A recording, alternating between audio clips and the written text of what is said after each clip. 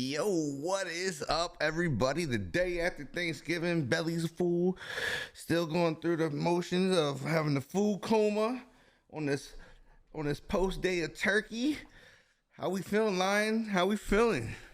Hey man, I'm stuffed. I'm stuffed. You know what I'm saying, man? I probably ate too much, but at the end of the day, we here. We here for the vibes, man. It's a deep dive. Y'all know what time it is. We about to get off in it. Let's get it. Yeah, man. What all did you eat though? Like, what did you dig in on, bro? I I mean, seen the picture. the question is what I didn't eat, What man. did Listen, you eat? and mother-in-law had the sweet potato pie, man. Grandmama did a thing with the yams. Listen, if y'all from the South, you gotta know about getting a big bowl of yams, right? Then you got to skip all the other food and go straight to the cornbread, right? You get the Ooh, you got the cornbread cornbread? and you gotta make sure you Ooh. got the yam juice in there though. You gotta just crumble up that cornbread on top of them yams, man, and listen, boy, you be sitting pretty good, man. Gotta know about it. It's the southern thing. But I ate a little bit of turkey, all the good stuff you supposed to eat. Right, right. I didn't do too bad. I didn't go back for seconds. I was on first plate was a good plate. First plate was a good play. Everything just stacked on top of it. About 10-pound plate. Absolutely. Absolutely. That's how I was yesterday. But it was a little bit different this year for us. So we had turkey, all that stuff, but we also had our like really good friends come over. They came over and they're Spanish. They got a Puerto Rican side to them, so they're bringing like Spanish rice. They brought pulled pork, and then my wife's sister, she dates a guy from like Argentina, so he brings in like his style of empanadas. So we had like, it was everything. Like we had two different types of baked mac and cheese. We had pies for days. So yeah, by the time I got downstairs, I didn't want to move. Oh, I ate a plate like you. I was like, I want one time. They're like, you're not, why don't you just get two plates? I said, no, it's good. It all fit right here on this plate. I'm gonna eat this and then I'm good. So that's some big crazy vibes right there, I man. was hurting. I was hurting after that one. I was sitting there and like, boy, I tell you what, I said, and then everybody's, oh yeah, we're gonna head out, but they started trying to take all the stuffing, and I know I make homemade stuffing, so they're all trying to take all the stuffing. I'm like, look, I'm telling y'all better leave me some stuffing because I want some stuffing for later. You know what I mean? Like, I'm not eating right now, but I need it for Right. tomorrow. And You they, always gotta have a leftover turkey and the stuffing, man. right, I think that's the number one thing, man. If you ain't got the leftover turkey and the stuffing, you ain't doing it right. right. You're not doing it right. I mean, like, don't get me wrong, I get it, it's good, but look, I want some. I want some Facts. leftovers. Facts. That's like the Facts. worst. I think that's the worst thing that happens on Thanksgiving is like if you don't have leftovers of a certain thing that you really like. I think that's the worst thing that can happen. Well, a lot of people don't. A lot of people don't even like to eat leftovers. Yeah, it's That's the weird to thing I me. never get. Man, you know what I'm saying? If I got a good juicy turkey, you Right, know what I'm saying? Is them being, done right, right, whether it's fried, baked, smoked, or however you want to do it. right. You know what I'm saying? You got some leftover, man. Mm, you can make you a couple sandwiches out them things, and then if you start pushing close to the end of the week, you can whip that thing up into you some turkey salad. But listen, Right, right. That's you know, what I'm saying. People don't. I don't understand. My kids don't eat leftovers really. My wife is like, she'd be like, "Oh, I'm gonna eat that later." That thing is sitting there for a week. I'm like, yeah, you was gonna eat that. You told me I couldn't have it because you was gonna eat it, but we ain't gonna wait on it. We ain't gonna wait on we ain't gonna wait on it. it. You leave it, it's gone. Fair Leave game. it gone. I like that. I might have to use that one. I might have to use that to my advantage there. Like look, my man Lion said it's the rules. Facts. It's the rules now, babe. Like this Wait the on it. rules. So If you leave it, it's not yours no more. It's mine. facts. Big facts. So let's see. Getting into our first topic here, it's gonna be the Bears.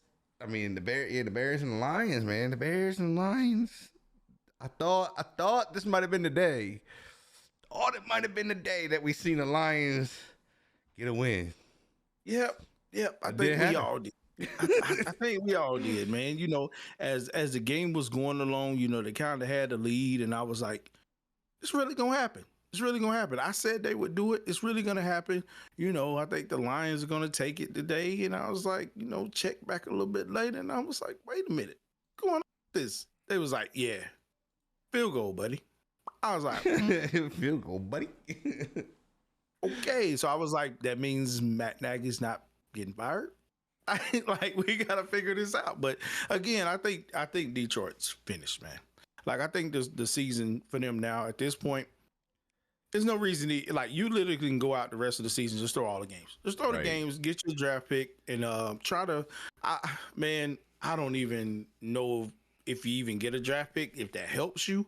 But I mean, losing Swift yesterday, like, you got a sprain. I mean, come on, man. He got a sprained shoulder, so that's gonna be a little crazy now for They you. could put a pad underneath his pads. They have a. There's the thing. I don't know if you've ever seen it, but they have actually it's like a foam ring.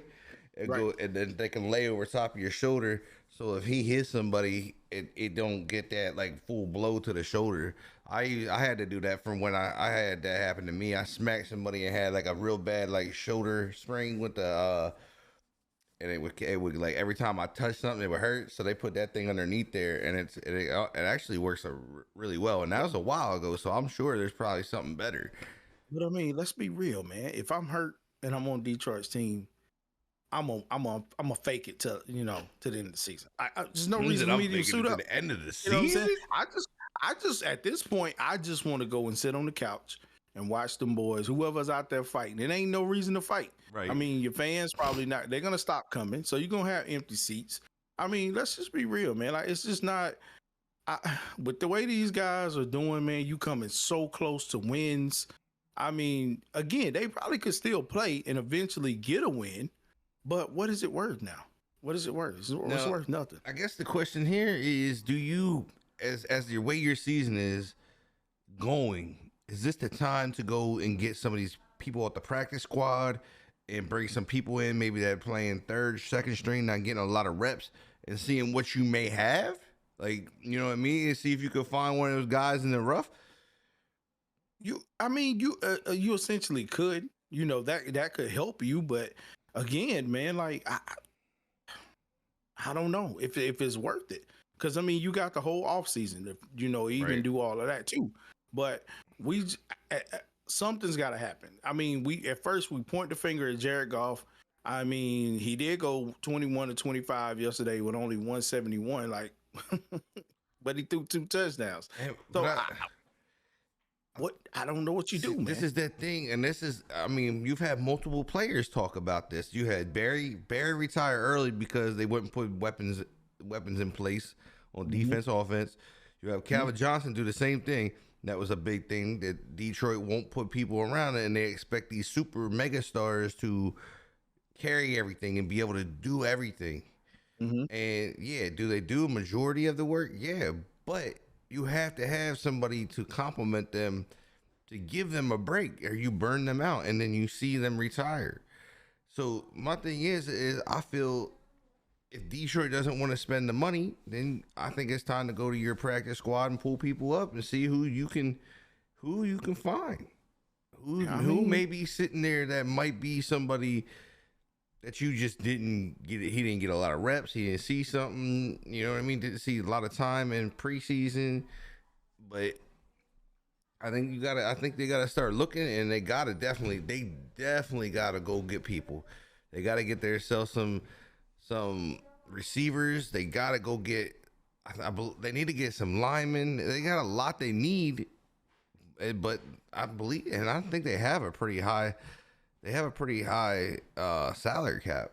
I don't think their cap is that like, it's not like they can't go buy these people. So it's just not making sense to me why they don't want to go invest in their team. Like, do you want to continue to lose, or do you want to continue to win? I mean, you're gonna get people that are getting drafted. They're like, yo, look, y'all need to trade me instantly. Like, I don't want to play here.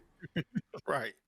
And that's going to continue to happen. But like I said, right now, I think their main focus is they need to just find players that focus not so much right now, Right. but go and find those players in the off season that you can gel together. But who's to say Detroit's going to do that? Again, Detroit is known for not having a good team, but this year is really bad, because I think a lot of their fans had high hopes coming into this season, and the next thing you know, they're just really down bad, man. I mean, you could put a quarterback, but not everybody's like a Tom Brady. You know what I mean? You could put quarterbacks where you want to put them.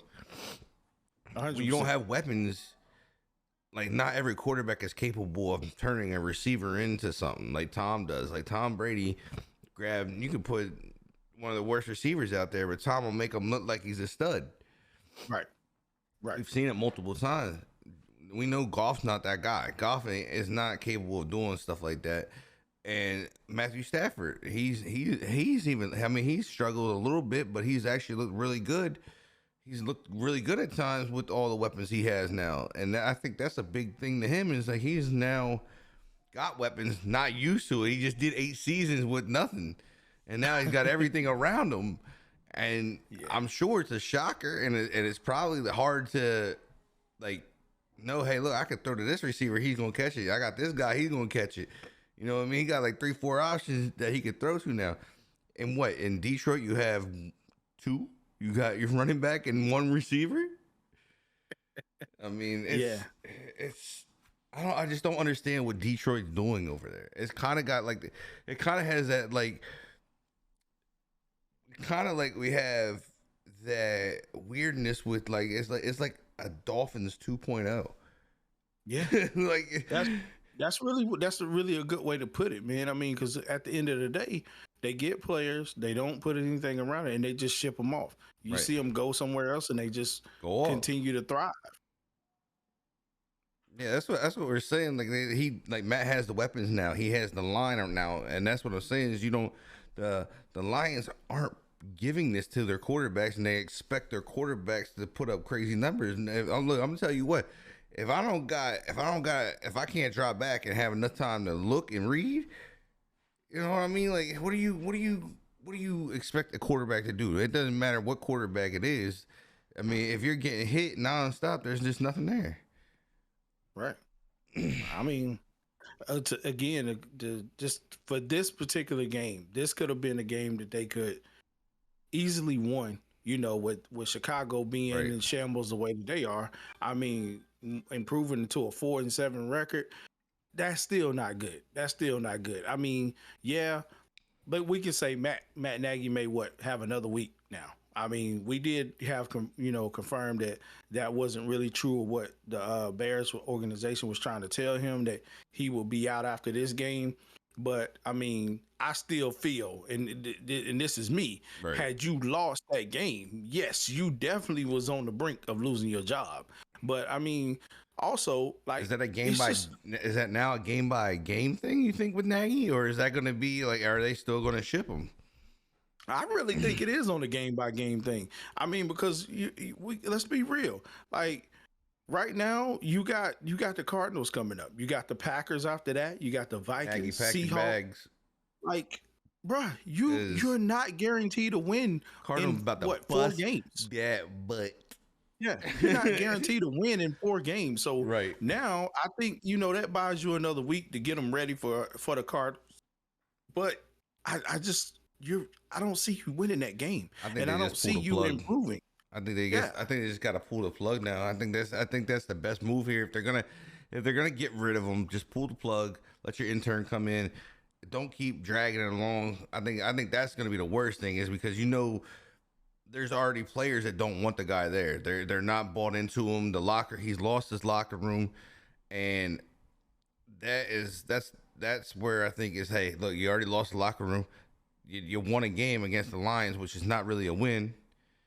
I mean, the city doesn't want him there, man. That's what I'm saying. Like, you're nobody wants you there. I think, like, you have to get that up, because that doesn't help your morale, and your morale's already all over the place.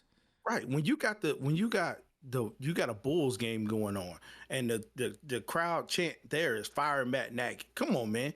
You got to know you on your way out the door. I mean, you got to know you. But I think this is where the owners just have to let it go. Like, they have to let him go. Don't drag it out anymore. Just move on. Right. I mean, I don't even think you can get playoffs. I don't think they're even in a position to even make like a wild card if they win. I don't even think they get a shot at it. I don't think they do either. But they can't win with this schedule, and looking at this schedule, they're definitely not going to win out. Because I mean, again, you got the Cardinals, then you go into Green Bay, which is cold.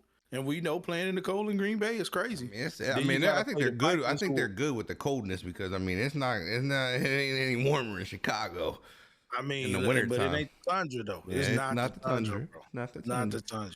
You got Vikings who are playing good ball, and we'll get around to that a little bit later on. And we got Seahawks. You got to go to Seattle. You might can get a win in the Giants. I don't know. Who knows? But at the end of the day, I think Matt Nagy is on a day-to-day basis right now. I mean, like I said, we could very well see it right after this Cardinals game coming up that You don't get to he's out fly the door. home. Like, bro, He's out the look, door. just stay here. Yeah. Just have a seat and chill out, bro. It's okay. It's fine. So getting into our next topic, are the Cowboys done? Ugh. I'm gonna let you go with this one. Let you start this one. Listen, they had their chance. Cowboy fans, listen. You know where I'm at with you. I mean, I always say there's only two teams with 5 chips. 49ers and the Cowboys. But listen, you had your chance. I told them last week, man. Listen, I told all of them last week when I talked to them, you got a chance. You got to win this game. But since I talked to one this morning, they're pretty upset. They're very, very upset. I mean, the Raiders, they were itching for a win. They came off, they done lost 2 straight. Dallas had lost 2 straight. Somebody had to win. Right. But the Raiders, I feel like coming into this game, they had a lot more to fight for in a way because they had all the stuff surrounding them in their locker rooms with players being gone, coaching disgruntled, all of this stuff. They had to show a way that they could bounce back. And what a better way to do it than against the Cowboys on Thanksgiving Day. Like, we all know that, again, Thanksgiving Day is a Lion fans, Cowboy fans. It just is. Like, Cowboy, what they're supposed to be America's team, spoil their Thanksgiving dinner. I love it. I love it. I mean, I don't think they're America's team. I think they're nobodies. Man, I mean, at the end of the day, you had your chance. You lost it. But again, it was a number of penalties in this game as well. I mean, the scuffles and all of that stuff that took place, I think that just came from Dallas just being who they are. You lose, you're sore losers. Just like the fans, they sore losers too. It is what it is, man. David Carr goes 24 for 39 with 373 on him, bro. They also lost. What makes this even better yet is they actually lost their tight end for the game. Right. Darren Waller was out of the game. They lost. I can't remember the other guy. I forget his name now. They lost another guy too. They lost 2 people that were pretty big here. So I'm not too sure. I'm not too sure how who they lost. I can't remember the other guy, but he was a pretty big name on it.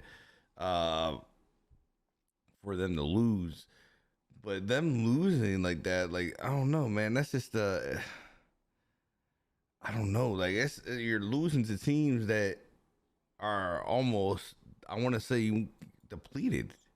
Yeah. I mean, granted, we know Las Vegas Raiders are. We know what everything that, like I said, they've been up against. Losing Arenetta, they losing, Henry Ruggs, they now Darren Waller, and they just really depleted, and they're really behind this whole thing of this cloud of just, Negativity. Destruction. Yeah, just destruction. So they, to find a way to bounce back with, Waller going out, all of that stuff. It's just crazy to me, man, to see how Dallas just is doing right now. Because again, coming into the season, another team, hey, they could possibly do it. Right. I mean, granted, they still probably can, but it's gonna be tough. It's gonna be tough knowing that they faced the East 4 times in their last what 4 what they say they play them, and I believe they play Seattle. I think they play Seattle next. Yes. Not positive. So they play them, and then they go into like a 4-game streak of division games between the Eagles and Washington, and I think they may have another game in there somewhere with the Giants. I'm not positive on their schedule, but no, that Dallas's next game is the Saints. So they could Saints, win, and then they game. go into that four. I think it's like 4 in a row that they play division games. Yes, four in a row. Like it's wild. You got the Saints, then you got three Three division games roll. Then you got the Cardinals. Then you got the Eagles last. Okay, so they What? finish out with another division game. Yeah, but at the end of the day, though, we got to look at it like this, man. All these teams on your schedule, they want to ruin you. They want to ruin you. And what better team to do it than the Washington Redskins? You got. I can't wait. Yeah, they see them twice in 3 weeks. Oh wait! I think the big thing here though too is that we're missing out on this is that Sean Jackson showed up last night. We haven't heard the Sean Jackson's name in a minute. He comes out, shows up with 3 catches for 102 yards and a tutty. I mean, it looks like they were fine. Like it was kind of crazy. It looks like Carr was just finding his way with anywhere he could throw the ball, and he was lighting it up. Hunter Renfrow going off, and he had Zay Jones in there. Mm-hmm. He was slinging that thing around. And the thing is, was the consistency of these receivers was phenomenal last night by all of them on the Raiders. You hit with Renfrow was throwing that 9 times. And he caught it 8 times. Sean Jackson 4 times, caught it 3 times. Zay Jones 7 for 5, and he caught it 5. Like everybody was pretty consistent except Darren Waller. Darren Waller wasn't. I mean, he was thrown to 5 times and only caught it twice. Yeah, but I mean, again, I don't know if we let the Cowboys pass with just saying that they lost based off of penalties and all of this stuff. That's a typical excuse by a Cowboys fan. We know how it is. Oh, it's the penalties. The refs beat us. No, you lost. It was a crazy amount of flags in overtime. I mean, it really was. I mean, but you can't it's been a crazy amount of flags all season for every team. Yeah, every game you're in, you're like, man, like it's literally like that in Madden too, man. Like I'll be like, dang, like it's a play every time you get a big play, they call it back.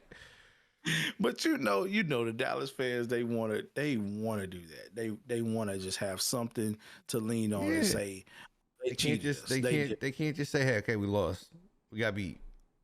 To just to lose, you lose in overtime again. The game, if you don't. Okay, if we even take away, I always look at it like this. You can use the excuse of penalty this, penalty that. Let's take that away. Could you win the game in 4 quarters? No. You had it win in overtime. So that lets you know you still be able to get in the end zone. Good.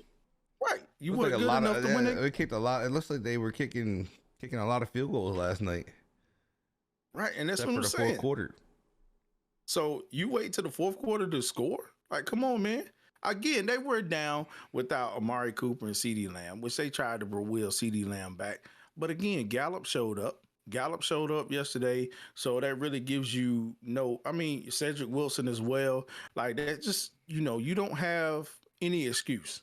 You still got 2 wide receivers who can get the ball down the field and make plays. Still not running the ball. Like, what is going on with the run game in Dallas? Jesus. But the thing is, man, it's what I've been saying and what I've been saying here on the tour every time on the show, every time we talk about Dallas, bro. They're using their running backs wrong. They're using the running backs. I get it. Zeke is the money man. You gotta put him in and let him run the ball. But if it was me and I had that particular running back field and seeing how Pollard is carrying the ball every time he touches it, he's getting my carries. I don't care. He's getting my carries. I'll let Zeke do the short stuff. He didn't do too much yesterday though. Pollard didn't. Like he had 10 carries. He had 1 carry more than Zeke did. And I mean, when you're rotating it back and forth, bro, he can't do that. I get it. But I mean, they still letting the ball rip like this. Like Dak's arm's gonna fall off some point. He threw the ball 47 times yesterday, man. 47 times, and your backs have 19 carries. Mr. Comeback Player of the Year, man. That's what they want. Nah, he ain't gonna get comeback because he's gonna go to the sideline because his arm's laying out in the middle of the star because it just fell off. That's what they want from him, man. Yeah. So, hey, again, we all know Mike McCartney. He's not running that team, man. We know it's Jerry Jones. We know it's Jerry Jones. We can look at stat line. We can look at all the stuff and even how the game plays out and know that Jerry Jones runs the team. But Cowboys, you are finished. You are finished. You might as well hang it up. Again, it's not going to happen. Yes, I said it. If they do make it, you guys can come back and tell me that I was wrong, but I don't think I'm wrong. I think you're finished because again, I've seen this year in and year out. You get close like this and you got to run up against Washington twice. They want to ruin your dreams. And that's exactly what they're going to do. They're going to beat you. They're going to put you down. And then you're going to run up on the Eagles, who are not that great of a team, but they're they want to winning. beat Dallas. They Yeah. want to beat Dallas. So hey, you're finished. You're finished. Just forget it. You're finished. And then we gonna get into this one. We gonna take it to the Bills take over NOLA. NOLA. How we feeling, Saints fans? How we feeling? How we feeling? Saints fans, check in, please. Check in, please. Paying all that money for a quarterback that can't make the make the game. Check in, please. Saints fans, Where we check at? in. Daddy All I'm Diggs, Daddy Diggs all over the place. Oh, listen, man. Diggs did his thing, bro.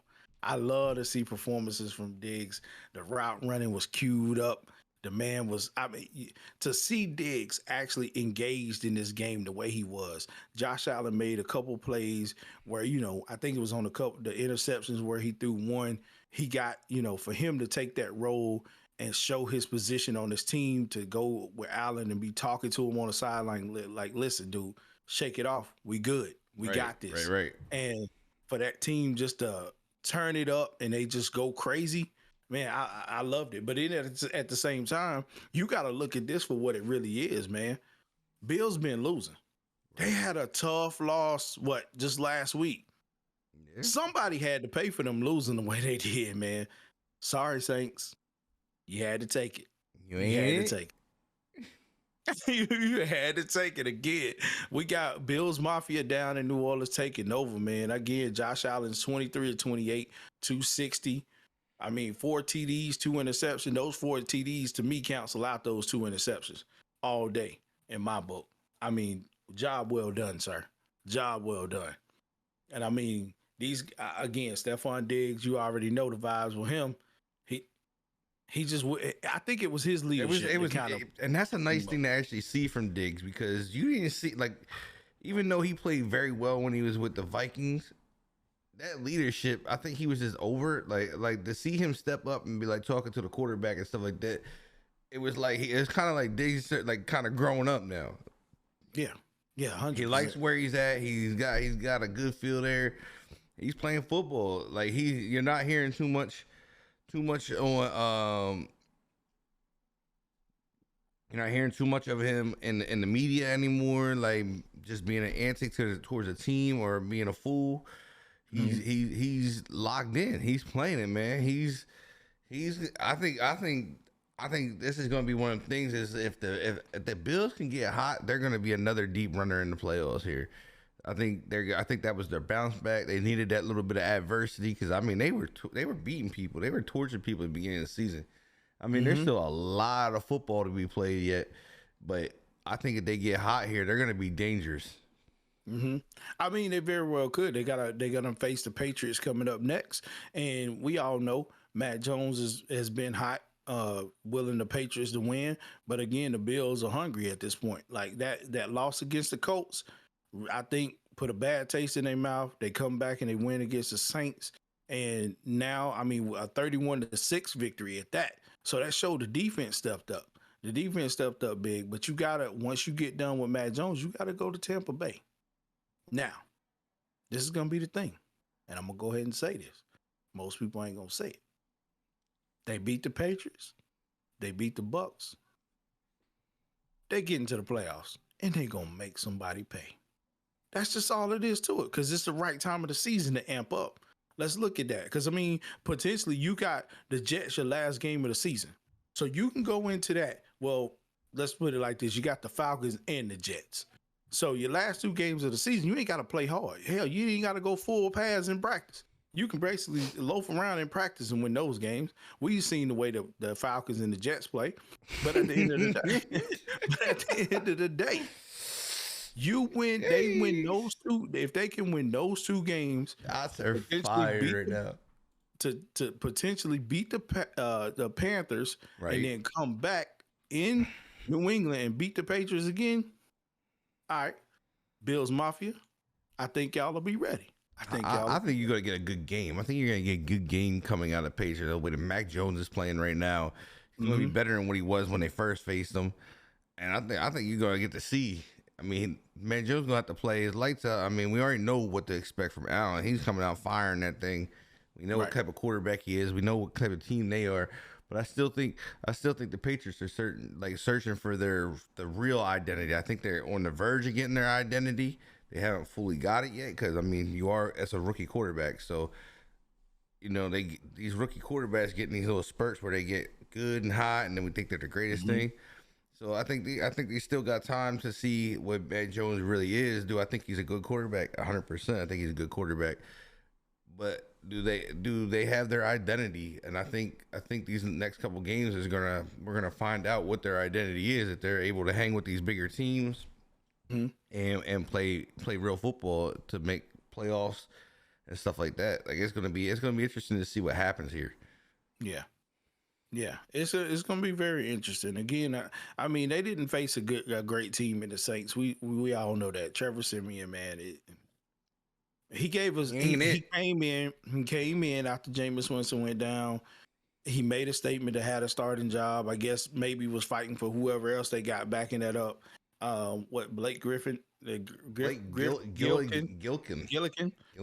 I mean, something.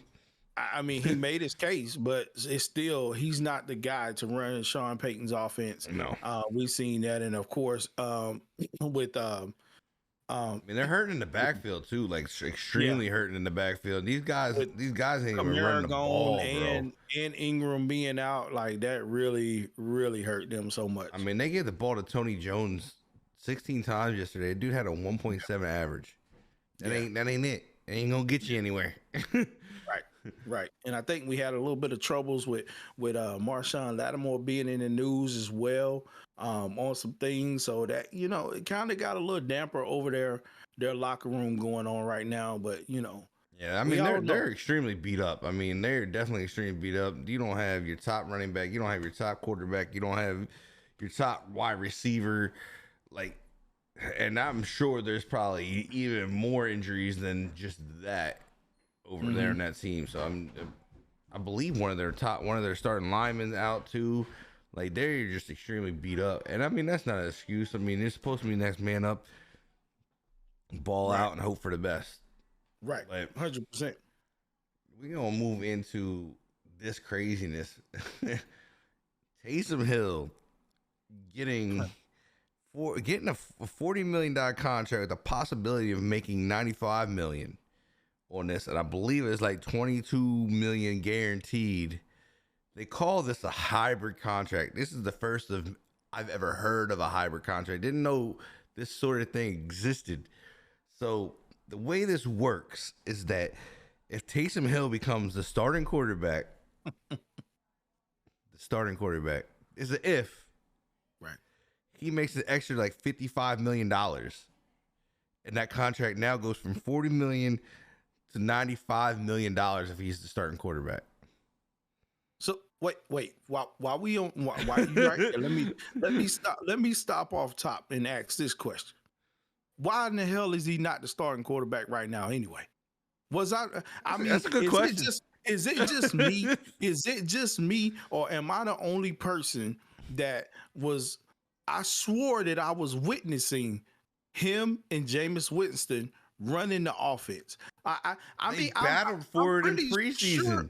I'm pretty sure I was not daydreaming when I watched preseason or when I watched games when Jameis was there. Jameis drive the ball down the field. Who comes in? Taysom.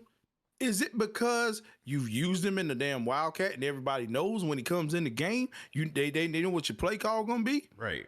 I mean, if the guy's taking snaps from under the center and he's taking more snaps than Trevor Siemian, why in the hell is he not the starting quarterback right now? Apparently, from what I understand, he's not healthy enough to be a quarterback right now. Okay, but he can come in and run the Wildcat. You running the Wildcat. You're running back. You're not healthy enough. You're taking licks from linebackers and huh? Yeah. What am I missing? Obviously, I don't know the game of football. The situation, this situation is so like absurd though. It really is. It's not even it's funny, but it's not funny because they are like, I believe if I have the stats right, check and correct me if not, but I think they're like $1 billion in the hole right now on contracts. It is some absurd number with them. I don't even think they have a cap. I don't think they have cap space for anything. And I think that's why we're seeing them not be able to bring people in, because there's so much money everywhere else. But That's absolutely crazy. I don't know how you give, and I 100% agree with you, is how do you give somebody a hybrid contract, but even at that, you give him $40 million if he doesn't play quarterback? I don't believe he's worthy of $40 million. He has not done anything to warrant $40 million. And then 20 of that is guaranteed. He's a wild card. He's a wildcat player. Smith. Don't matter if he's wildcat or not. He's still not producing. He's not putting up yards, not putting up touchdowns.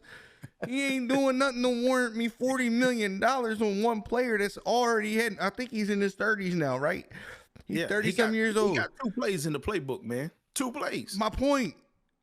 2 plays. My point. I'm not wasting $40 million on a guy that runs 2 plays in my offense. He's over 30 years old. I'm taking that to the preseason. I'm going off season with that, and I'm going to go find some players. Or there's plenty of people that are free agents right now that could help the team. I mean, obviously, it's something they believe in that we don't see. I mean, well, you can't believe in it if you won't put them in the goddamn game to play. I mean, foot injury or not. I mean, let's be real here. I mean, you start him over Taysom Hill. Over Simeon, you mean? I mean, yeah, you saw them over him. I just don't understand over Simeon. You like, I don't understand at this point. Like, you've had a guy who's in there who knows your offense, who knows what to do, who's backing up your starter. Okay, but then you go and get the third guy on the bench and say, okay, you're the starter. I'm gonna put you on notice that if you can do this, I'll pay you the money to be my starting quarterback. What am I? I'm trying to figure out what I'm missing here. Like, what am I missing? I don't understand. If you're the second man up, I'm going to look at you as a coach and I'm going to say, you know what? Show time to shine. Show me what the hell you can do. Right. If you can't do it, I'm moving you down. And I mean, what is the whole gist of it anyways? I mean, you don't even get the shot. Like, you got skipped. Right. Like, even when he was healthy, he was still not able, like, they didn't give him the shot. So this is crazy. But you're willing to give him that much money. Like, who's the GM down there, bro? Because I think he done slipped and busted his head.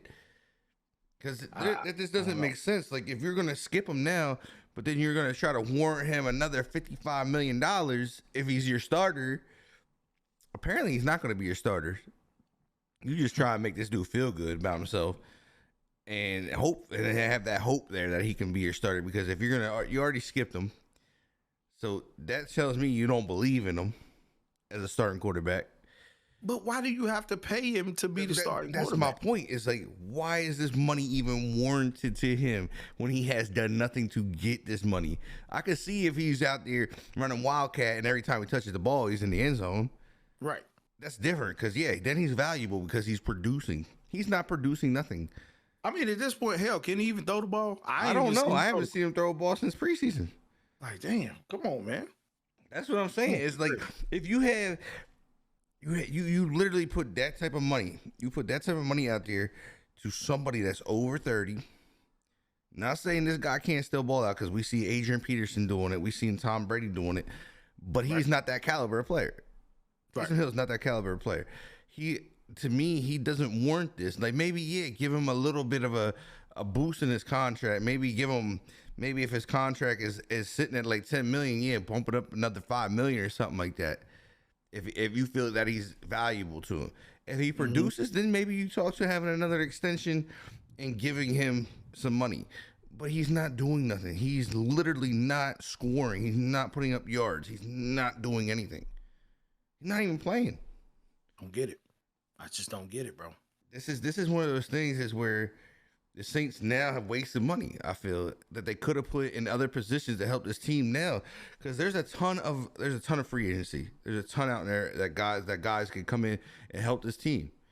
Mm-hmm. And I think you just wasted that money on that contract. So you could have went and helped your team, and I mean, you could have at least called Drew. Hey, Drew, look, We'll give you $40 million for the season, and if you come back and just help us out until we get to the end of this thing. I mean, you could at least. I mean, that would have been valuable to me. You know what I mean? Even though it's a lot of money, but that would have been a valuable call. Hey, look, I need you out of retirement. Here's $40 million for the season. Drew's coming out of retirement for $40 million. You know, At least he could throw a couple touchdown passes. Somebody will make a play. But I mean, this team is not where it used to be, and I think obviously, like we said before, without them having that run game, it's really really bad for them. Because again, the quarterbacks have to make plays. We know we don't have Michael Thomas out there who's just not playing for the team. I mean, it's time to get rid of him. Right. But again, making these decisions like this, it really makes people question, like, what are y'all really thinking here? Like, really, what's going on? I'm lost by the whole move. This just doesn't make sense to me. Like, I mean, you could have went out and got like AP. He just hit waivers. You could have brought yourself a back in knowing that that you weren't going to have Ingram, Right. and then but you go to these other guys that can't even average 2 yards. Like, I'm just mind blown. Like, are they packing it in? Are the Saints packing it in and just going to go for a draft pick here, or what are they doing? Seems to me everybody this year is playing for draft picks. Again, I just want to know who can I pick to possibly win the Super Bowl? I can't even tell you right now. Because again, it's so much crazy stuff that's happening. It's so much that's in the news. Like, we're just trying to figure out, okay, which way is the team swaying?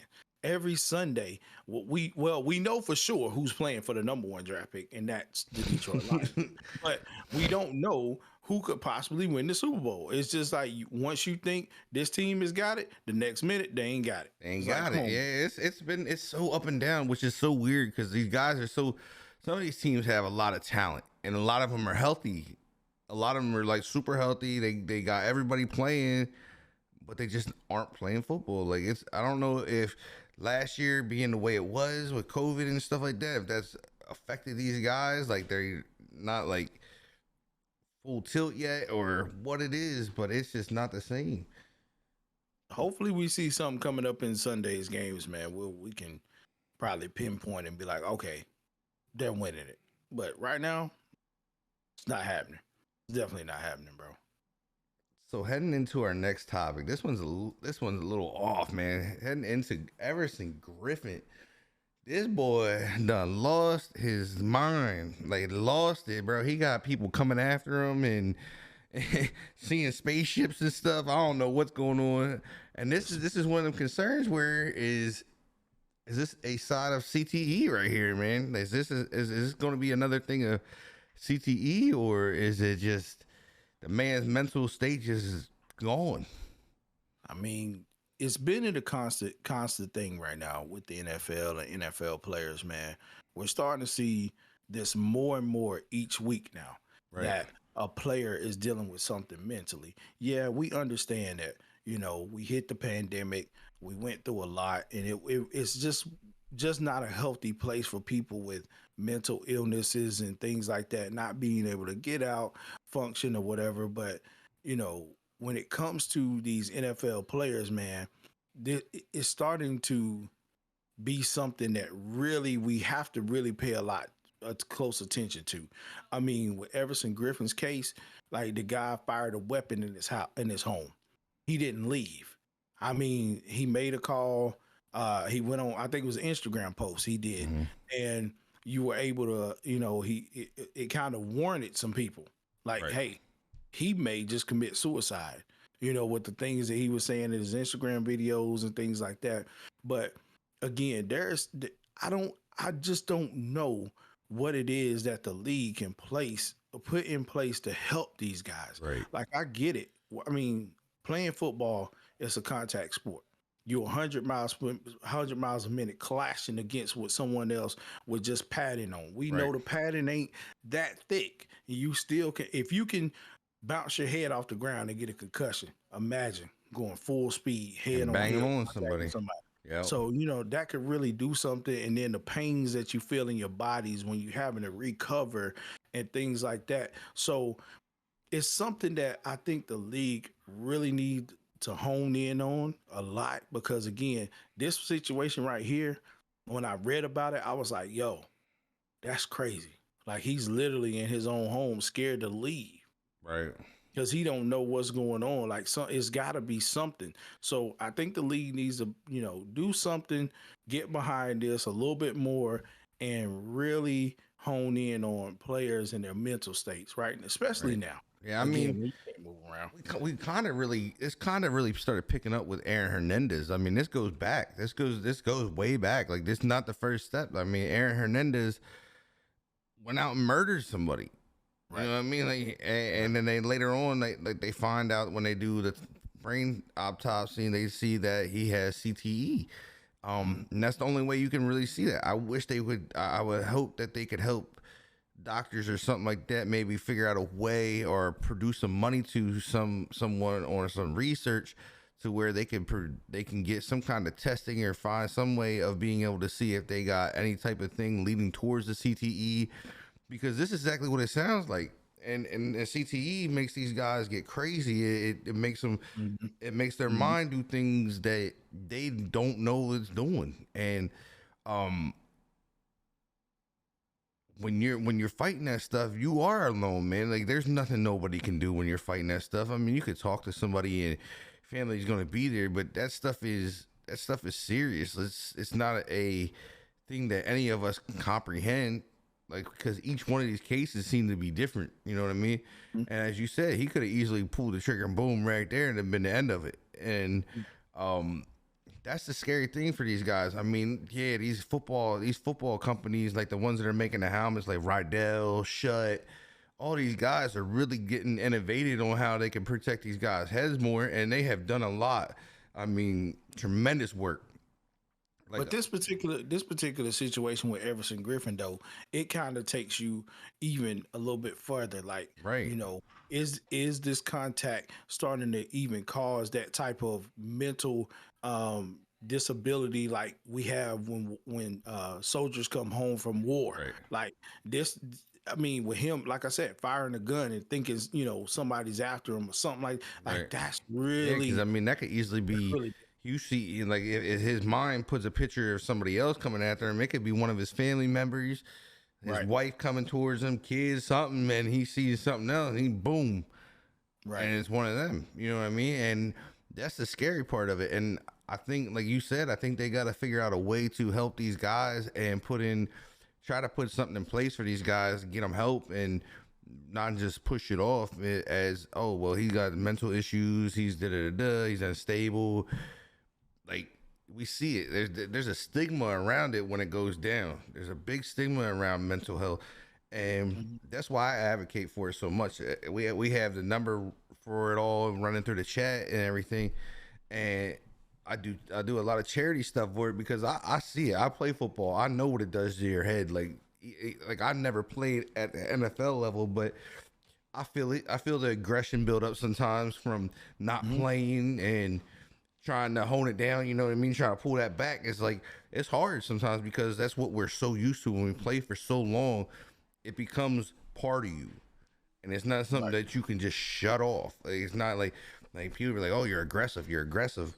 Yeah, I'm aggressive because that's what I was always playing aggressively. I was doing things aggressively. And you're in the weight room. You're being aggressive when you're lifting. You're trying to push yourself to different limits. And a lot of people don't realize what that mentally does to somebody. And I think that has a big part of it too. When you're in the NFL, you are expected to be at top tier playing at all times. You're not allowed to have a bad game. You're not expected to be a bad game. And you get that from your coaches. You get it from the fans. You're not allowed to have a bad play. Like you can't mess up one time in a game. Like you are expected to be prime time all time. And I think that's a lot of pressure on somebody. Yeah, are you one of the greatest and you're one of the greatest because you make it to the league. So you had this stuff. You were the 1% that made it there. But the pressure that mounts on top of that to be in and day out, to be at your peak performance at all times, I think that's a lot for somebody to handle for a lot of years. You know what I mean? Like he's been in the league for a while now. Right. and that pressure mounts up, and then I think where a lot of people forget things, yeah, they get paid a lot of money, but these are real people. These are normal people. They still have a real life. They have a life at home 100%. outside of football. They deal with. I mean, bills probably aren't, and if they do things right, bills aren't a thing for them. Like, they don't have issues with that. They don't have issues with food going in the house and stuff like that. They don't have those issues, but they still deal with having disagreements with their wife, stuff with their kids, not seeing their kids because they're traveling, and their days get dedicated to a lot of different things. If it's sponsorships, they're going to different events for sponsorships, doing different stuff. So they're not in the household as much. A lot of that sometimes gets put on the wife, and she's stressed out. So her stress becomes your stress because she's stressed out because you're not there, and then you trying to find how to make those things happen and make things right at home, and then you deal with the stresses from I got to be this guy every day. You know what I mean? Yeah. And I think that's I think that's where us people that don't play the game as fans forget. Hey, look, these are still normal people.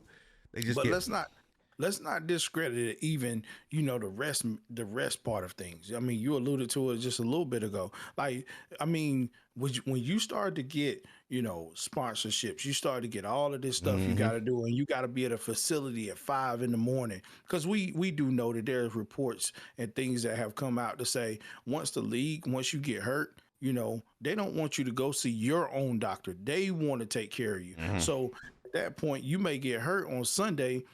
Come Monday, you got to be at the facility at like 5.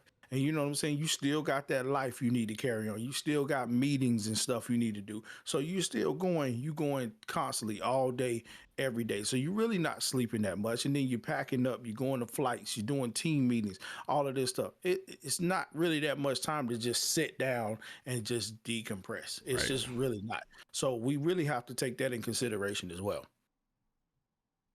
Yeah, I mean, it's like I just pulled up the whole thing here. I mean, the good thing with this whole situation is Everson Griffin leaves his home without any incident. Right. I mean, that's a plus, because I mean, you never know. You know what I mean? If you already think people are coming at you and the cops roll up, and I'm sure they came not just one, and probably came pretty deep because he fired a gun. I think it's just one of those things is where he's like, this might be one of those things where he's just burnt out, man. Mentally just burnt out, and he just can't. We know he needs help. We know he needs to get help, and hopefully he does get the help, because this guy's never really been an issue in the NFL. You know what I mean? He's always like big in his community, working, trying to make things better for everybody. And I think it's just one of those things. Hopefully the NFL steps in this time and doesn't push it off. You know what I mean? Like, I think it's just, Right. I mean, and like reading, he's been going through some mental issues for a while now. It said he took a 5-game leave of absence back in 2018 for mental health. So I mean, it's definitely something in there that he needs to figure out, and hopefully, like I said, the NFL really steps up this time before it goes the wrong way and we lose another person to suicide or anything like that. And hopefully it never gets to that point with him. But I mean, it's kind of wild. Like, as you said, I mean, you're firing a gun in your own home, thinking people are coming after you. It's a little bit more. Yeah, absolutely. Absolutely. I agree. Because again, the NFL has to do more now. You got Calvin Ridley out here who's taking a leave of absence away from the team. You got it's a number of players right now that are dealing with mental stress and mental illness. So NFL has to do something. They gotta do better for sure. I mean, you losing players. I mean, you see, I mean, this year, I think you had Sherman, you have Griffin, Ridley. I believe there's you had AB kind of in that spot this year at the beginning. I mean, I think I can't remember. I think there's another like 2 or 3 people, but it's I believe it's probably at an all-time high right now. 100%. And it's got to be. I know your business is $1 billion business, but this is people's lives, and your business doesn't run without these people. Absolutely. And I think they gotta dig in. They gotta dig in and help these guys. Yep. I'm with you on that one. With you on that one, 100%, bro. So we're gonna move into the pick'ems. The pick'ems. Gonna move into the pick'ems for Sunday's games. And we're gonna start with this one's interesting. This game has my interest. 110% has my interest.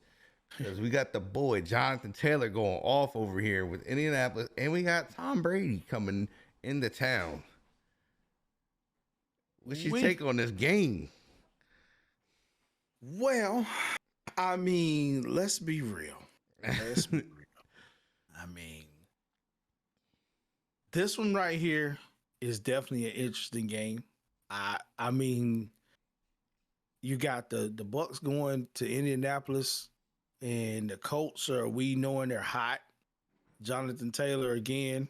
You gotta talk about him. You gotta talk about him as for MVP right now. He's the hottest back in the league. You gotta talk about that. But at the end of the day, this to me is a huge statement game for Indianapolis. If they beat the Bucks, we very well could see a team. This might be your sleeper team right here. Yeah, right. This is gonna be a sleeper team. If they can beat the Bucks, they can beat down Tom Brady. Oh yeah, because they're on the roll. This is a big stat line I'm seeing. I didn't realize that the Bucks were 27th in rushing. And then you have that number 3 team in rushing with the Colts. But this is some stats. You got the number 6 ranked offense versus number 8 ranked offense. So 6 is the Bucks and 8's the Colts. But then you had the 4th overall defense versus the 25th overall defense. Jeez. But they have been playing. They have been playing good. But then this is where it worries me at though, is that they had the 4th overall passing offense. So you're kind of lopsided here with the rushing and defense and rushing and passing versus these two. One's good at passing, one's good at rushing. Right. But then you have a good defense. So I think you're absolutely right here is if they can somehow figure this out. And I mean the last meeting they had was in 2019 and they lost by 3 points. The Colts did. And I think, like I said, you've hit it on the head where you have a team that's firing right now, and Jonathan Taylor, that boy's a problem. He's a problem right now. So I'm saying I'm leaning Colts on this one because I'm an underdog guy. I like the underdog. I like to see them win this and just get people talking. Well, I'm gonna put it to you like this. I'm going Colts on this one because I think the past couple of weeks, and I'll be honest, I've been picking against the Colts, and that's only because it's not what they done to my Niners, but just looking at the games and how I thought maybe Buffalo would want to get back on what they needed to be. But the Colts have really showed me something, and they're an exciting team to watch right now. I mean, the defense, we know they playing good, and Jonathan Taylor, you definitely can't. It's almost can't miss TV right now on Sunday. So I'm definitely gonna run with the Colts on this one. Any team that can especially beat Tom Brady. I'm rolling with you. I'm rolling with you. I'm rolling with y'all. I'm going with the Colts too. That's where I'm heading with them. I've been watching, and like he said, Taylor is he's a specimen to see right now. That man put up 5 touchdowns last week. I think the record is like 6. So he was one off a tying the record, which is nutty. Because we haven't seen that in a long time. But then we roll in. I mean, I don't even think this is a game, but we gotta pick it. The New York Jets and the Houston Texans. Do we really need to pick this game? I don't want to. I mean, this is we'll just weird. Do rock, paper, scissors on this one. I'm going to flip a coin. Flip a coin? All right, cool. You flip a coin. I'm going to flip a coin for real. I'm going to find the coin real quick and flip it. So what we're going to do is Tails. Tails is going to be the Giants. Let's go. Yep. And heads will be the lovely old Houston Texans. So we're gonna flip it. I'm gonna let it hit the map. Flipping it. Oh, it's going tails. They saying the Jets gonna win. That's what the coin Oh, says. I'm gonna go with it. that's crazy. Just So I because guess I'm gonna take the Texans just in. cause, I'm gonna just roll cause with the the coin Texans. says it, like the coin said this. The coin said it. Not what I would have picked, but I'm gonna go with the coin because I'm a truthful lying man. I'm a man over here that sticks to my truth and respects my truth, and that's where I'm I going with mean, it. yeah, I mean the Jets are getting Zach Wilson back this week. So I don't I still can't see it as being up for them though. Like, I mean, come on, I man. mean, they got to travel We to Houston on this too, so talking about a team that brought in Joe Flacco last week, man, to be the starting quarterback who's went through three quarterbacks. I mean, does Zach Wilson come in here and shine? I I don't think so. I mean, you still got Shaq Lawson, who's questionable for the game. You got Corey Davis, who's questionable for the game, and I think Michael Carter was dealing with some injury issues as well. So I, I gotta roll with the Texans. I'm sorry, I gotta roll with the Texans. The team is probably gonna give me a win there, man. Because the Jets fans. I asked this question last week, man. Jet fans, how do you do it? Like, somebody let me know. I just can't. I don't understand being a Jet fan at this point. Again, your head coach Robert Saleh. I love the man. I mean, far as a defensive guy, I mean, being a Niner fan and being my D coordinator last year, he did very good things in San Francisco. But just being a fan of this team, nah. If I have to dig the barrel as far as to go to get Joe Flacco, don't see how y'all do it. there was Don't a see how- wild stat I just came across with the Bucks.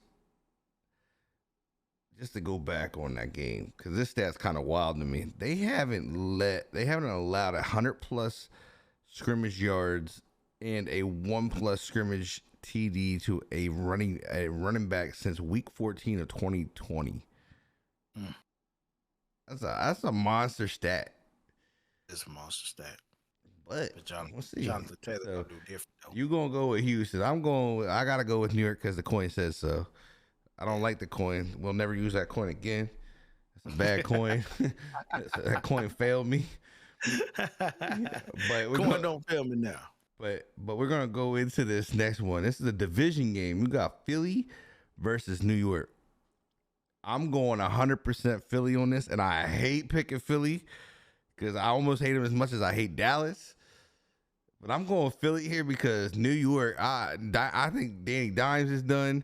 They just fired their coach, and I could actually see Danny Dimes getting benched in this game. Listen, man, it's easy to take Philly here. Easy to take Philly here. As long as Gettleman is still doing some things with the Giants organization, it's easy to take Philly here. Like, I mean, Jalen Hurts, I said it last week. All you got to do is run the ball. He ran the ball. They won the game. So he's probably going to run the ball again and they win the game. I mean, it's not the prettiest win, but hey, it's a win. That's the only way. If that's the way they can win, hey, win the game. I mean, and I think we'll see a lot more from Devontae Smith as well in this game. Now, Giants, I don't think their pass defense is really that great. Saquon Barkley is going to be questionable, so we don't have to really worry about that rushing attack. Again, I just don't think Saquon is really ready, or he might just be about time to hang it up, dealing with injuries all year long again. So, definitely gonna rock with Philly on this one. I'm gonna roll with you and go Philly on this one. I think they can pull this out. Because again, I don't see the Giants doing anything spectacular. Yeah, I mean, this is a pretty crazy stat too. I just read with the Eagles. The Eagles are 9-3 versus the Giants since 2008. Yeah, definitely Eagles. And then they have what's crazy about the Eagles right now, entering week 12, the Eagles have more rushing yards in their last 4 games than 5 NFL teams have for the entire season. So that game over there is rushing, and they got everything back over there. That's a big point there too, is that they have everybody back. They have Miles Sanders back there. They have Howard back there, and then they have the other guy, I believe the rookie. I can never remember the rookie's name for some reason. My brain just never picks that guy's name up. He hasn't been great, but he's been enough. Mm-hmm. But I think they destroy them. I think there's gonna be a blowout game, and I think Philly's gonna take it by at least 21 here. You could be right. You could be right. I'm gonna roll there. Then we're gonna roll down south a little bit here to Miami. You got Carolina versus Miami. Mm. I gotta go Carolina here. Going with your boy? You going with your boy? I gotta go with Mr. Superman himself. I gotta go with Cam here. I gotta go with Cam. Cam's been playing really good football. And yeah, they lost to my boys, but I expected that. Just gonna say, expect that. Because it's my boys. I always expect Washington to win no matter what game it is. But it's Cam's put up 5 touchdowns, 3, and I think Cam's just gonna get better. And he's looking really good in this offense that Matt has running down there, and he fits it super well. And I really think they're gonna go down to Miami, and I think this is gonna be a dub for them. I think it's gonna be a 2-touchdown win for them. They're gonna win by 14 here. I haven't seen enough from Miami to even want me to go in their direction because they're too up and down for me here. Right. And I know a lot of people probably going to say, well, you got to look at it last week. Carolina, they lost to Washington. Cam lost his first start. You can't look at that game like that. You really can't look at that game like that, bro. You gotta be real and say that game was basically Cam versus Ron Rivera. Ron Rivera wanted to have a better upper hand of that game. So I think that Cam Goat comes out now that he has more practice and more time with that offense, and you really start to see it open up even more. Because again, they put up 21 points against Washington. So and he played really well. I mean, it's just you gotta think that they're probably gonna roll in this one. Yeah, and then you step into this craziness right here. You step into this craziness of the game. This one. I'm man. This is a hard pick. You got Tennessee versus New England. You got Matt Jones is hot. You got Tennessee now. I believe got another running back there. Mm-hmm. This is a game that I'm not sure about, but it is in New England, so I think I'm gonna ride New England here and go with the dude. I gotta go with Mac Jones here. Mac Jones in New England going to beat Tennessee.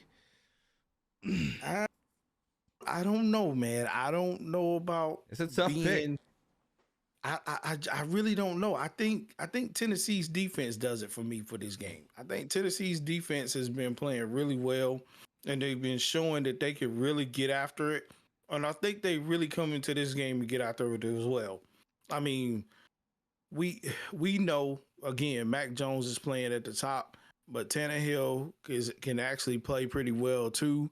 Did they even say who Tennessee's running back is? Because they cut AP. Who's running the ball? I have no idea who's running the ball.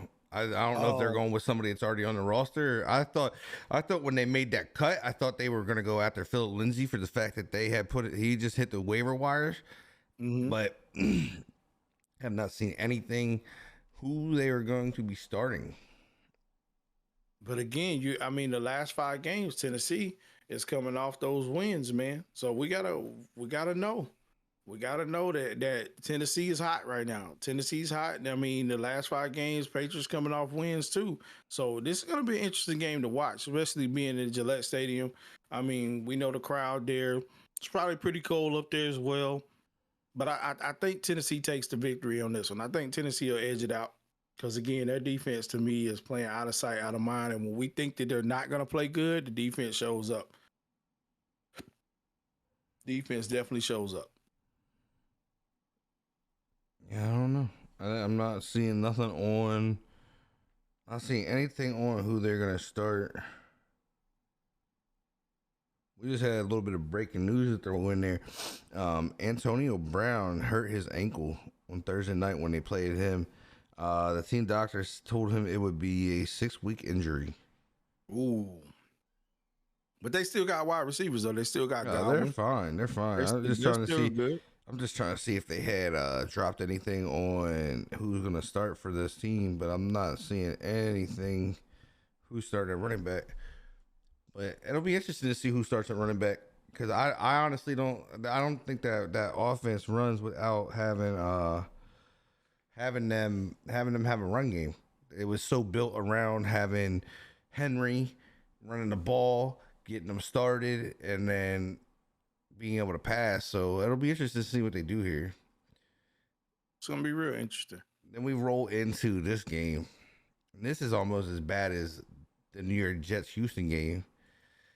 You got Cincinnati and Pittsburgh, the ones that tied with the Lions. I'm gonna take Cincy in this one just because it's at Cincy. So, and I don't know. What's going on over in Pittsburgh is a little weird to me. I mean, right now, so we don't know what Ben Roethlisberger is going to show up. Which one we're going to see. Ben is on like a little bit of a streak. Ben has like 200 plus yards passing, 1 TD, and zero interceptions in 5 straight games played. So, I mean, if that one shows up, then this could easily be a Steelers game. But it all depends. It all depends who you're going to see here.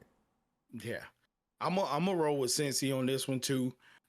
Even though the last 5 games, of course, last 3 being the Steelers on a 3-game winning streak, Cincinnati's not being a divisional game and a rival type game. Right. Cincinnati definitely wants to walk the dog on them. In Cincy, yeah, they definitely want to walk the dogs on them. So I'm rolling with Cincy on this. And I think Jamar Chase has a big game. And also T. Higgins. A little stat on Jamar right here. He has fewer than 50 yards receiving in 3 straight games. He was 50 plus in each of his first 7. It's easily time for him to have a big game. I mean, 3 straight without fewer than 50 yards. Yeah, he's probably due for it. 100%. He's definitely due for it. What better game to do it in than this one? Always best to do it in a division game. Then we move into this game. This might be worse than Houston and the Jets. I think I'd rather pick between Houston and Jets in this game. You got the Atlanta Falcons going to Jacksonville to play the Jags. So you have a 4-16 versus the 2-18. I think we need to toss the coin on this one too. I don't even know. I don't even want to toss nothing. I don't even want to pick this game. Toss going on this one too. I mean, golly. I don't even know who to pick. I mean, right now you have the Jags on a 14. The Jags have lost 14 straight games versus NFC teams. I'm not gonna lie. I'm leaning towards the Falcons. I'm gonna go with the Dirty Birds. I'm gonna take the Falcons. You gotta go with the team with the better record. I mean, you just have to. You don't have to because the Jags did knock off the Bills. So I mean, they not gonna knock. I don't see them knocking off the Falcons, man. Being that Matt Ryan ain't trying to lose, man. I mean, you literally have the worst offenses versus each other. You have the number 30 offense, which is the Falcons, and you have the 29th offense in the Jags. Their defenses are nothing different. You have the 13th with the Falcons, the 14th with the Jags, and then you have. I mean, here's the only. This is a little bit of a stat line. It's a little bit better. You got the 22nd pass offense with the Falcons, 29th with the Jags. But then here's where you separate yourself. You have the 31st rushing offense with the Falcons, and you have the 19th with the Jags. I mean, it's all ugly. Yeah, this is definitely gonna be a ugly game. But I think if Cordero Patterson plays this game, it's easily Falcons. Yeah, easy Falcons. Yeah, I'm not even gonna flip the coin. I'm going Falcons. I'm going Falcons with that. Take the Falcons too. Then we step into a game. This could be an interesting game here. You got the Chargers heading up to Denver. Chargers sitting at 6-4. Denver sitting at 5-5. Denver has the number 5 defense. I gotta roll with the Chargers. Justin Herbert's my fantasy quarterback. Sorry, he said I gotta go with him. I honestly think I don't know. It's a little cold up there. I don't know. Herbie's ready for the coldness. It's definitely cold up in Denver, and it's a 4 o'clock game too. So, yeah, I'm a Herbert fan. Not gonna lie, I gotta go with the Chargers. Yep. I'm going with the Chargers. He on my I fantasy team. I don't I know. need yards. I just need them to show up. I just need them to show up. But this is here's our fantasy sleeper for this game. It's gonna be Mike Williams. Mike Williams has averaged 86 yards reception per game in 4 games versus the Broncos since 2019, and he was 70 plus yards in 3 of the 4 games. Yeah, I'm definitely taking these guys. I'm sorry, Bronco fans. I got Chargers. Bolt up, baby. Let's go. And then you get this one. This one could be interesting too. You get Green Bay, but you have the Rams coming to Green Bay. This is the one you talked about a week or two ago, or a couple shows ago, maybe episode 2. We might have talked. You were pretty pumped about this game. This one was in your mind a couple shows ago. Who you taking? Listen, this game right here, man. And I said it, and know that I said that. Y'all go back and watch what I said. Rams have had a week off. They've had a week off. You got to get something going now. You should already have time to have OBJ inserted into that offense. You should have OBJ came off a bye, right? They came off a bye right now? Yeah. Right. If you went into that bye and you gave the boys some days off to chill and relax and not really focus on nothing and get their mental together, I get that we need that time. But your bye week should have been solely focused on getting that offense together, getting that line together, telling them they need to block. Because now you're headed to Green Bay. It's November, almost December, and it's frozen in Green Bay. It's probably already snowing. So now you're going to have to really play ball. We ain't in no dome. We ain't in no sunny weather. You got to come ready to play these Green Bay Packers, man. They 4-0 at home. Like, they bringing that thunder. What will we see from OBJ in this game? What will we see from Matthew Stafford in this game? Will we see him turn around and stop throwing the error passes, stop doing crazy stuff? Again, get all the extra stuff out your mind. You got to get your mind right come Sunday at 4:25 when you step on that field and it's time to play against Aaron Rodgers and these Packers. Because, again, that weather don't mean nothing to them. Them boys out there in short sleeves, man. That's like summertime to them. So if the Rams did not have themselves together, they didn't take that bye week seriously, you will lose. So this is a big stat right here. If Matthew Stafford can beat Aaron Rodgers, it'll only be the 5th time in Stafford's career that he would beat Aaron Rodgers. Aaron Rodgers is currently 12-4 versus him. And that's the best. That's the 3rd best winning percentage by a starting quarterback over an opposing starting quarterback since 1950. Listen, man. That's the stat line right there. I don't care what the stat line is. It's a matter of the fact that we done seen the Rams come out there and lay eggs, man. We done seen them do it, and we seen them get all of this hype surrounded around them, and then the next thing you know, boom, you just done. And I mean, they're showing here that Aaron Rodgers is questionable. We know that ain't nothing. That's just probably saying, 12 got a little nick, a little pick, or whatever. But now, boo-boo toe. Right. We do know the Rams are without Robert Woods. So again, what will OBJ do in this game? If it's me, I'm picking the guys in the Tundra. I hate to do it, but I'm picking the guys in the Tundra just because I don't like the Rams and I want to see the Rams lose again, and I want to see the Rams fans cry again. So yeah, definitely going with the Packers on this. I'm going with Packers on this too because they're like as you say, it's going to be cold up there. And it's always like that always plays a factor, like your breathing, all that stuff. And if you're not used to it, it's definitely a factor. But Matthew Stafford, this is this is actually mind blowing. This is how bad this has been for Matthew Stafford. Matthew Stafford is 0-16. He literally has a season of losses in his career versus teams that enter the game 5+ games over 500. Mm-hmm. And he said with the the most such losses without a win among starting quarterbacks since 1970. Mhm. Damn. Damn. Damn. That's crazy. That is the stat line that you'd never want to have as a quarterback. No. Like that one when you want to tuck your head and go hide for a little bit. But I honestly think the way they've been playing, and I agree with you, if they did not get OBJ locked in here and they didn't figure out their blocking schemes to keep Matt from getting so much pressure against him, this is a no contest. That because you're not playing a bad defense here. You got the number 10 defense coming in. Mm-hmm.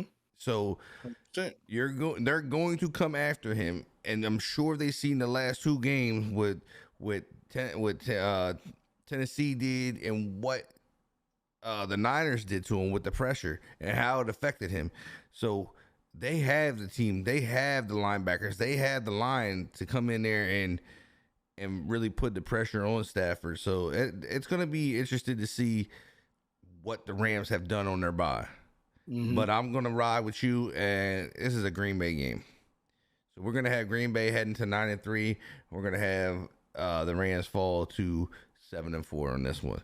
100%. They're going to fall to 7-4. And then, that's because that's what they do. And then comes your boys versus Minnesota. You got this one. I'm gonna let you ride with this one because this is a 5. Both of these teams are 5-5 right here. Okay, here we go. I've been hearing this every week. You better talk your doo doo right now. Talk your crap. Don't forget. To them right now. Y'all been hearing my trash talk every week on the show. And again, like I said, this is my method to my madness right here. If I can talk trash and the Eagles win, count me in, G. Because guess what? I'm finna do it right now. Again, I don't think we win this game. You want to know why? Because again, everybody's like, Jimmy Garoppolo played so well. It was It's the Jaguars. What did you expect? Debo had a big game. Again, I just don't. The Vikings are a team. Kirk Cousins is doing things. Dalvin Cook, these guys are playing good ball. We're at home. Now, if you're not a 49er fan, you already know. We built the stadium in Santa Clara. We're not over there in San Fran anymore. We're in Santa Clara. That's where we have the stadium. Levi Stadium it is. Multi-million-dollar stadium. Grand, fantastic place to play. But we're 1-4. We have one game. You know which game that is we won at home? That was the game against the Rams. So do you think I'm really gonna pick my boys? I gotta throw you as you talk about this one right here. I gotta throw this in here real quick because this goes with your Rams. The 49ers have lost 12 of their last 15 home games. All 3 wins were versus the Rams. We know how to beat the Rams at home. Anybody else? Questionable. Right. You know why? Because at the end of the day, I don't know. But here's the interesting thing. We are trying to activate D Ford. We got a couple other guys coming back to what I've read on my blog spots for my 49ers and stuff like that. So we could possibly, Is this another one where you play if they can get the pressure on Kurt and get him uncomfortable? Is this one of those games that it'll change by that? I mean, pretty much. If the defense gets to rolling, we have a chance. But am I expecting the defense to roll? No. And I say this because being at home, man, we're just not playing good football. Now, if we win this game, we go to next week, y'all may hear me talk a little different. But right now, I ain't got no pick. I'm not going to pick. I'm just holding my breath like I've been doing for 4 quarters each Sunday. I'm going to close one eye and watch it with one eye open and pray that the results in the end equals a W. So who's your big fantasy pick out of this game? Big fantasy pick out of this game? Yeah. If I had to go with one, for each team. I mean, 49ers, of course, is going to be Deebo Samuels. Okay. I mean, who else we got? I mean, we get a man the ball 20. I mean, we give him the ball a whole lot. I mean, I don't know. But if it's a fantasy pick for the Vikings, I mean, it's gonna definitely be Kirk Cousins. We're seeing on what he can do again. We got young DBs back there, man. Them boys got to Right. make plays. If they don't make plays, he have a big game. That's just all there is to it. You heard it first there. But as much as I like Kirk Cousins, I'm going 49ers. You can only stay on that losing ride for so long at home. Again, man, Pops. listen. If it takes for me to talk trash about this team for them to get a win, count me in, G. Count me in. So I think you're going Minnesota here? I ain't picking. I'm just holding my breath. One eye open, one eye closed, bro. Like I do every Sunday. You would know when you make that phone call and I pick it up and I'll be like, you got to be serious right now. You can't be serious. I'm going Niners on that one. So rolling in, he's going to go unpicked. He's not ready to be picking this team yet. So we're going to roll in. We got another division game. And this one I guess this could still have some playoff hope in it. I mean, you got Cleveland traveling to Baltimore. This is the night game. This is the 8:00 game. Cause I didn't even see Washington got a game. Yeah, Washington plays. They're a Monday night game. Okay, got you. This thing makes me all messed up. So you going in? You got the number 1 rushing versus number 4. You got the 9th offense versus the number 7th. You got the 8th defense versus the 18th and 23rd passing versus the 14th. Believing this is the stat line here for coming out in November. I mean, we're still in November. The Ravens have won 21 of their last 26 home games in the month of November. Crazy. I mean, they win in November, so they got like one more game left in November. And this is one of those things that I feel Baker Mayfield is stumbling right now. He's stumbling since they got rid of OBJ. I think he misses it. I think he misses OBJ now. I think he misses his distraction to take it away from how bad Baker Mayfield really is. Listen, with this game. And listen to me good. Listen to me good.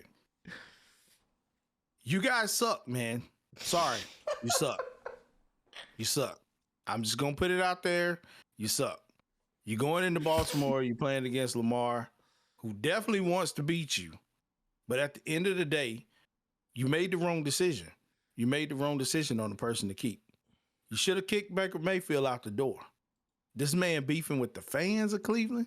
Baker, do you not understand, bro? They've been there. They don't care about you. He he trying to find everything under the sun, me. Is this OBJ 2.0? Just in the quarterback position? It's not even OBJ 2.0, my guy. We're going worse than 2.0. We're going worse than OBJ. Okay. He's just by himself. He's by himself on an island. He's on Mayfield Island. Listen, this man got toes front forward on the left foot, heel forward on the right foot, and he ain't doing nothing but kicking himself in the ass the whole time. Cause you sitting here and you go at it and you're talking about the fans of Cleveland are the reason. Like, that's serious. You suck, man. You suck. They got rid of your distraction. Your so-called distraction is nobody else to blame it on. But you will be beat on Sunday. Again, I mean, granted, they're trying to activate Kareem Hunt. I think he's coming back on Sunday. But again, bro, I don't see them winning this game. Nah. I don't see them winning this game. Jack Coughlin coming back. I don't see y'all winning this game. I believe they got Lamar's back. They got Lamar rocking. I mean, right. Lamar was 120% ready. Like, come on, man. Like, this man is ready there. He's ready to sit and ruin you in Baltimore. But it's just, I don't know. Baker, man, this guy's really crazy. I don't get him. I just don't get him, man. I don't get him. I'm gonna go with the Ravens here. I'm definitely rolling with the Ravens, bro. Got to. I can't roll with a quarterback who beefs with the fans. I just can't. I mean, can't take self accountability. Right. Stop making them State Farm commercial, Progressive commercial, whatever it is he got. Stop making them, man. Focus on football. Damn. We know you don't live at the stadium. Great. So we're gonna leave Mayfield Island and head over to Mr. Heineke. Heineke himself. Mr. Come off the couch and win football games and become a starting quarterback. Monday Night Football. We got Seattle coming to Washington. You got Seattle, who's colder than the tundra right now, and we got Washington coming off 2 games in a row that are hot, and they like the second half. They like the second half of the season for some odd reason. I mean, I wish they could just put both halves together and make it a really good record instead of coming down to the last games every year. You know, I'm getting up in age. Getting up in age here. My heart don't like these things. I got good blood pressure though, so that helps me out a little bit. But if they keep doing this to me, I ain't gonna be here too much longer. I'm gonna be 6 feet under, wishing I wasn't a Washington fan because they hurting me, bro. They killing me. But with Russell Wilson playing the way he is, I don't think he is all the way back. I think he got rushed back here. I think they thought they could bring him back and he was gonna just bring their season back. But here is my issue is that I believe he came back early. His hand or whatever it was, I think it was his thumb or something. I don't think he's gripping the ball right because the way he's throwing the ball he didn't look comfortable the last game. The ball coming out, it didn't look like he had the velocity on it coming out, ducking, and just wasn't hitting his marks. I'm gonna go with my boys because it's my boys. But I believe they are the better team in this matchup. I mean, I'm definitely gonna ride with your boys too, man. Being that I'm an NFC West guy, I can't roll with the Seahawks on this one because, again, like you said, Russell Wilson, I think, was rushed back. He was rushed back, 100% rushed back, or it was just Russ trying to be rushed. Russ trying to be Russ and do Russ things, which is, you know, my mind over body, and I get that.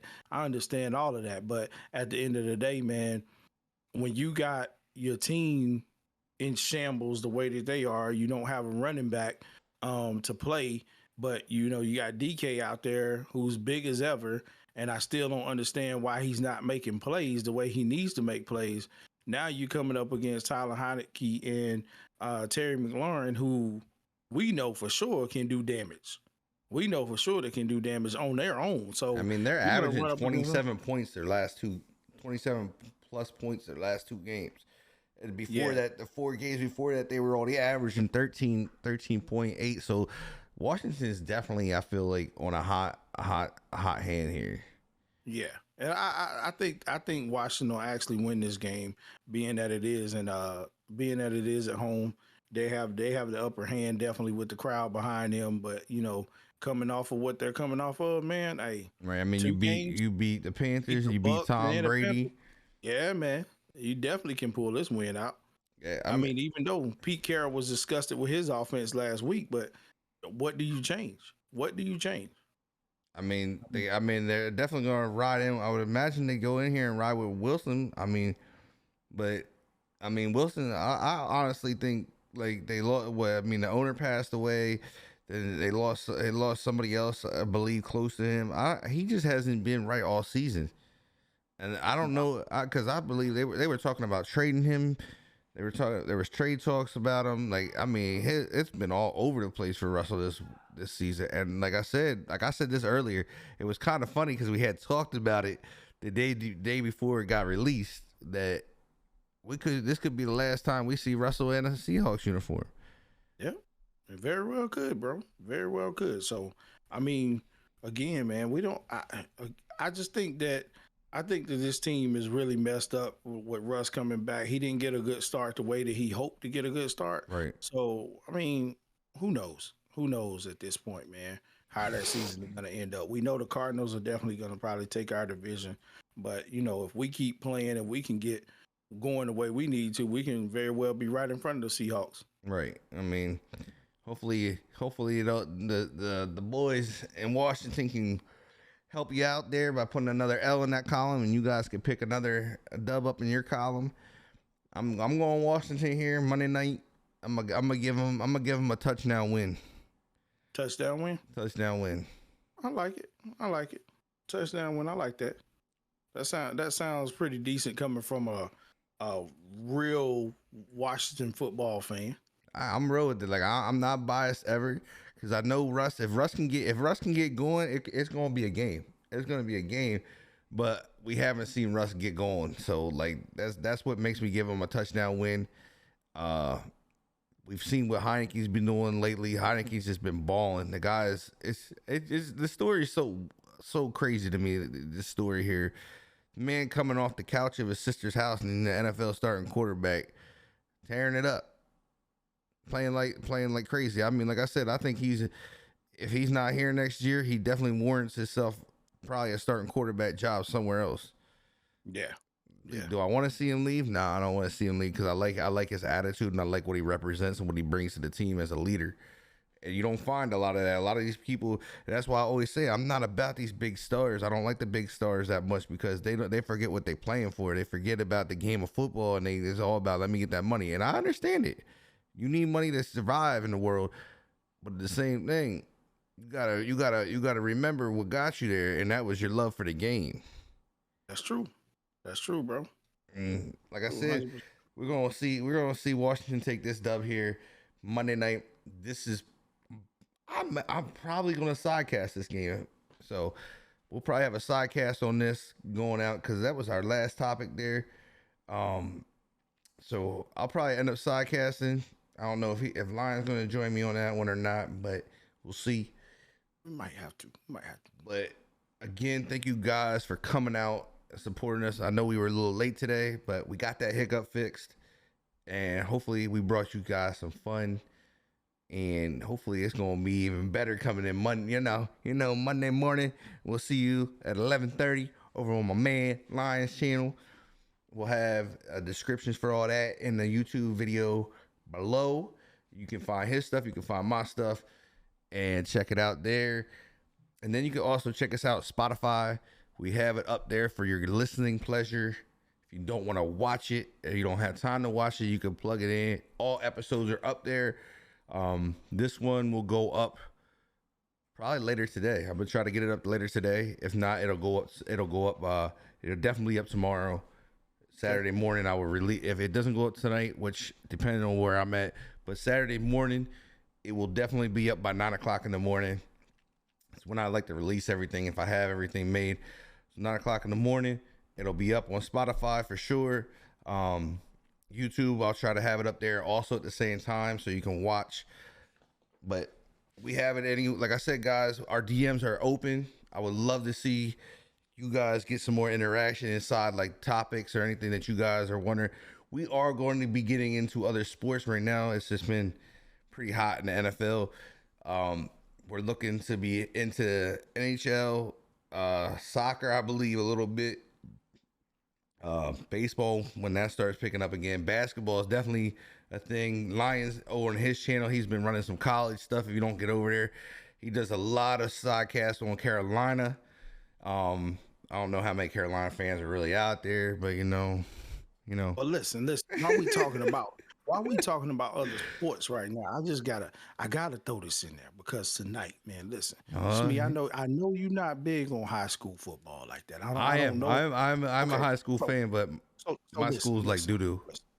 Let me put this in because I know I got some listeners out there. I know I got some of the. By the time we get over to the Spotify scene, I know we got some of the Golden Lion fans. Hence the name, Lions Den.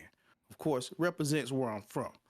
But tonight, man, in the Lions Den itself, George Blanton Memorial Stadium, in my hometown, it goes down. We got the 2A West semifinal match. One game is going to define who goes to the state championship. But tonight, man, my Golden Lions going to take on Reedsville. These two programs are always beefing at who has the most titles. If I believe who has the most titles, it's the Shelby Golden Lions.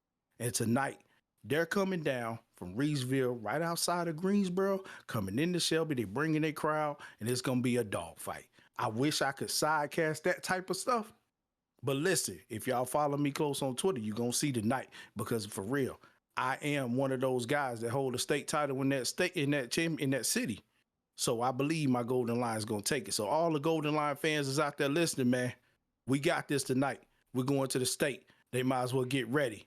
They know who own this. They not coming into our house and taking it. Believe it. It's happening. Let's go. Golden Lines all day. But that'll do it for us for today, guys. And we will see, like I said, we will see you guys again on Monday at 11:30 on Lions channel. We will be posting, so make sure you guys follow us over here on our Twitters. Make sure you guys get those and you get following that, because that's where we post everything. That's like literally where everything goes down. If we're running late, if we're changing days, we try to get you guys Discords. Don Lions got his Discord. I got my Discord. All information for any show, you could, like I said, our DMs are constantly open. We're looking for you guys. We would love to have the chat interact, pull out some topics for us. I mean, we have topics, but we still want that interaction from you guys. So we will see you guys again on Monday